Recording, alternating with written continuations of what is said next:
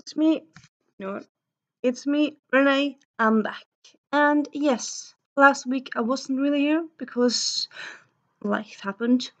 Teeny bit of update, I suppose, just at the start here. So I had an internship that ended last week. So that's kind of sad, but it is what it is. But now I'll have more time to film, which will be fun again. I also did just apply to a job. Well, actually two jobs. One I'm really hoping for. That's kind of like a big percent, and one that's kind of more like a temp. But yeah, crossing my fingers. And yeah, let's get to the video. So yeah, as you can see from the title, this is kind of like a recent reads video where I talk about what I read recently, what I plan to read, and what I'm currently reading. And yeah, let's start. Give me a little moment. So first we have randomly, I'm just gonna start someplace as always, randomly. So first we have Moonstruck Volume 2. So the first volume of this I loved. This so I started this like one chapter into it, and so far I'm not loving it. I'm not really sure why, but I'm not. So yeah, I suppose I don't know if I haven't been in the mood for it, but like I have kind of been in the mood for like comics. So I'm not sure what's the dealio, but I'm not giving up on it, but I'm not loving it for some reason. And then I am reading To Love and to Loathe. This is the book that I have on my nightstand. Well, this is the book. Sounds like I have one book on my nightstand. No, I have lots. No, okay, so this is the book that I'm focusing on the nightstand that I have at the top of my nightstand books. It's the second in this historical rom-com series. I've meant to read it for months, and yeah, finally picked it up. And yeah, really enjoying it. It's fun, funny, full of banter, and nice characters. So yeah, if you want a rom-com set in historical times, Regency times, I would say check it out. And then, yeah, I feel slightly embarrassed by this. Well, I know probably I shouldn't feel embarrassed, but I don't know. I kind of feel wrong, embarrassed by this, honestly. Okay, yeah. So I mean, I suppose it's not it's not a random book. This book is a YA classic. It's a fantasy classic. It has a place in in the world, and that's yeah part of the reason why I've started to read it. Um, and yeah, like the first page I loved. I loved the first chapter, and then it kind of started to lose appeal for me. Like, and that's kind of also annoying because I can't really put my finger on what, but I just kind of feel like, yeah, it's not that appealing for me anymore. And it's not like it's suddenly become very bad. It's not like there's suddenly a character there that I don't like. I think, okay, so I know I just said I don't know what the problem is. I kind of do because it kind of feels a bit slow. Like, okay, so there's this, it's a high fantasy, it's a whole new world.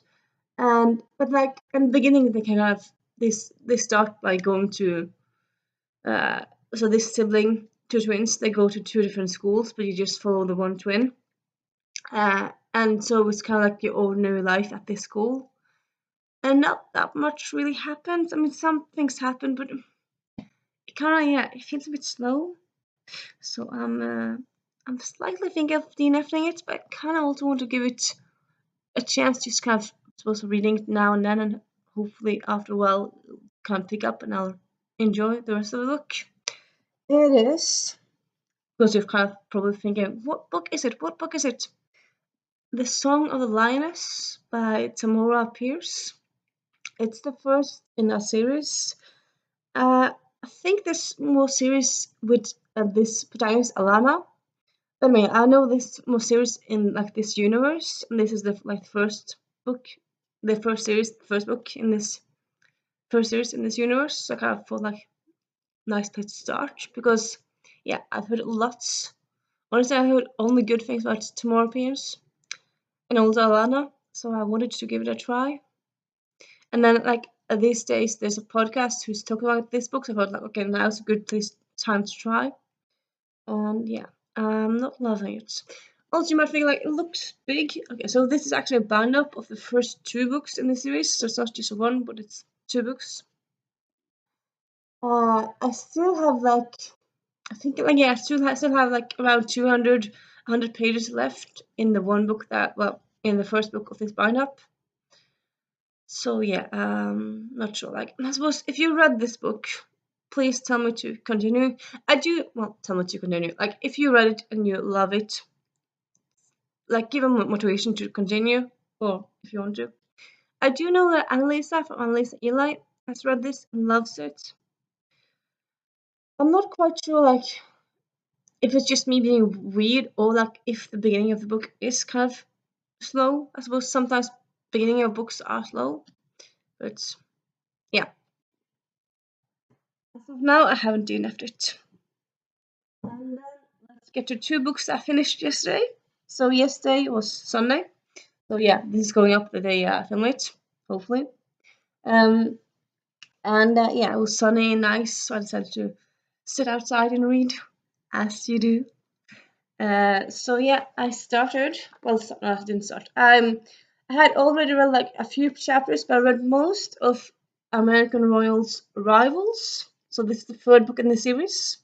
A fourth book is coming next year. And yeah, I just love this book so much. The drama, but like the drama in a good way. You have multiple POVs and the secrets and the drama and the character developments are just juicy, but like it's not like over the top. It's done in a good way, at least for me. I suppose maybe you could say it's something that's kind of over the top because yeah, the things that people do in this book sometimes are kind of like, why would you do that because of that? But I suppose it makes drama, so it's good for like a drama book. And yeah, also this book, just I suppose if you haven't picked up this book yet because it's further in the series, just be aware this book ends on quite a cliffhanger. Well, it isn't end on a cliffhanger per se. Okay, so the next to last chapter has cliffhanger, and then there's a few chapters after that. But like, yeah, I suppose how do you define cliffhangers? It ends on a place where you're very curious on what happens next. It's not like a literal cliffhanger like Marco Athena, but yeah, things are happening that you don't really know where things could. Well, I suppose you know some things where things go in the fourth book, but you're very curious. Also, it's kind of fun because give me a moment. Right at the end here, you have like a tease on what's the fourth book, and then it says like fourth book still untitled, but you can see the title in this chapters. So I actually have kind of idea what the fourth title is. I want to say it because yeah, that would be a spoiler actually. And yeah, I'm very curious to to get the next book. But yeah, I love this book as it is. Yeah, it's not like a fill-in book as you understand now. And yeah, and then we have Sophia Khan and the Baby Blues by Aisha Malik. So this is, as you can see, it's not a huge book. I think it's probably written like so. It says like a reading agency and the quick reads at the top. Like I'm not really sure what a reading agency was. I can't Google it, so I kind of think it looks like to be like British thing where they try to get people to read by having authors write small stories, and yeah, different ways of getting people to enjoy reading. In Norway, we have like lots of different reading organizations, and there's actually it's not one reading organization. Well, curious. Okay, so there's one called Reader to Book, where it's kind of where you try to get readers where you shouldn't normally find readers, so they go to football stadiums and give the football players free books, and then they also have like a thing where if you see a symbol, it's kind of written very easily read. It's very fast read. So like for adults, if you're an adult and you're dyslexic, or if you for some reason haven't really learned to read, you can still like, for example, like a comic book could have this similarities because comics have lots of pictures and some words, so they're easy to read for everyone. I feel like this might be one of those things because it's very, written very much in a diary form. Maybe all of the books in this series were. Okay, so the first two books in this series came out like 2012, 14, so many years ago. I didn't read them like at that time, but I read them like 2015, 14, so I read them quite a while ago as well. Oh yeah, I read the second book just a few years ago, but like the first book I read many years ago, and yeah, so I wasn't like quite sure if they all are written in diary form. Anyway, this one is, so it's kind of tells the story of this one year in Sophia Khan's life, and yeah, first I was thinking like first my journey with this book. First I didn't know there was a third book. Like, oh, there's a third book, cool. I ordered it, and then like it came, and I was like, it's so thin. I want a bigger book. Like, is this a thinner book? Is this kind of like is this a shortened version or is it the real version? Because I mean, some classics have the original, and then they have like a shortened version. Cat of Moscow Crusoe being one of them. But like I googled and like, oh no, it's a real book. It's a real book. And I was kind of like, well, how can it be? Like I want a whole story with these characters. So I was kind of curious and scared in a way to get into it, nervous. And I picked it up yesterday and read it. And honestly, no, it's kind of works. You don't really need like.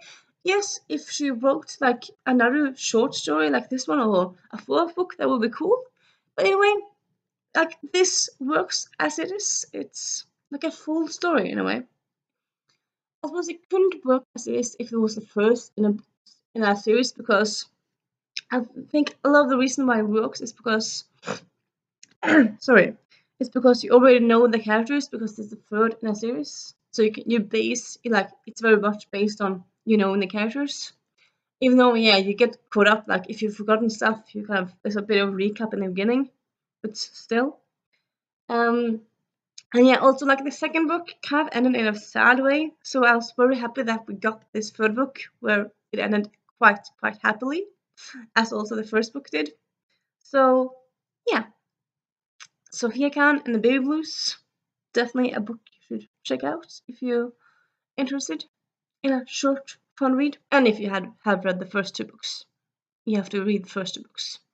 That's a requirement. Requirement. I'm giving you homework, but yeah, I kind of am because yeah, I mean I can understand reading the second one in the series, but you wouldn't start with a third one in the series. That's just madness. At least in my head. So yeah, those two I, as I said, finished yesterday. Then today it's also sunny. So yeah, I decided to go after I finished this video filming to go and read in the sun. So I decided to be a little prudent. So here I have two books. Yeah. In case you didn't know, hi, I'm Renee. I work in a bookstore. So most of the time I read for my purely for my enjoyment. But sometimes I think like, okay, I want to pick up a book that's popular or less popular, so I can talk about that book to customers. One of them being Erica James books. So this is Erica James' book Blomsterorne. Well, I got it from library, so and it's Norwegian version. It's originally called A Dandelion Years. So it's kind of like a fluffy chick lit romance book. Um, women's literature.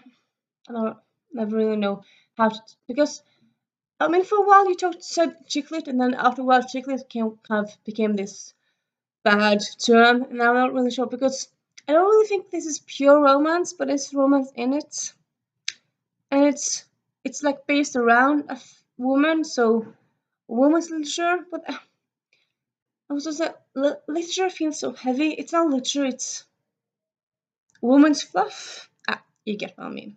Yeah, it's about this woman who works in a bookstore, and she discovers a mystery in all the old bookstore, one of the old books, because she works in a used bookstore. So yeah, a bookstore book, of course. I'm gonna pick it up.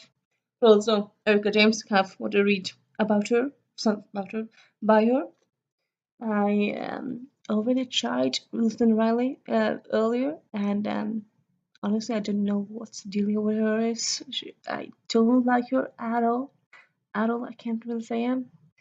So yeah.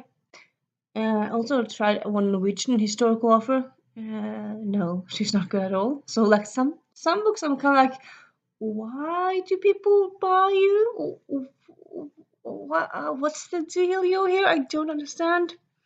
But I mean, taste is different. And then we have a book that's for my own enjoyment. The Governor's Gambit by Erica Riley. This is a prequel to the blah blah blah. A prequel, blah blah. Prequel to the heist. What's the heist game? No, okay, it's a prequel to the first in the series, which is it's called the blah blah blah blah blah. The Wild Winchesters series. So this is a short prequel in that world. It's um it's centered around Chloe, and Chloe and her siblings have to rescue some uh what again orphans from an orphanage, and it just yeah sounds very fun. So yeah, and then we have The Hvite Kartet by Cecilie Enger. This, as you can see, it's a Norwegian book. Norwegian written author a Norwegian book in Norwegian. It's something as rare as a book based on two real life people in Norway. Well, that's not a rare. It's based on two real life people in Norway who didn't live in Oslo, often, I suppose, as a lot of places like the capital. It's all that's kind of it's all that is important in the world in the country. No, the country is more than the capital. But yeah, but yeah, I'm getting lost here. It's based upon two females who the author kind of interprets them as being lesbians. It's not confirmed because they were living in the 1880s, so they didn't really have the language for lesbianism and stuff like that. But it's kind of hinted at from documents they did live together. So yeah, this is a real life story of historical lesbians in a way. And with September being Pride Month in in a town close to me, and this weekend being Pride Parade in another town close to me, I thought it's a fun day to start this book. Quite excited to read it. Yeah, it's historical, it's romance, it's the story of their lives, and yeah, it's also like captain of industry, but like females like being captains of industry in the 1800s. So of course, empowerment, feminism, that's always cool. So yeah, and that's a little video for you today. I hope you've been reading some good books and have fun books to pick up soon. And I'll see you soon. Bye.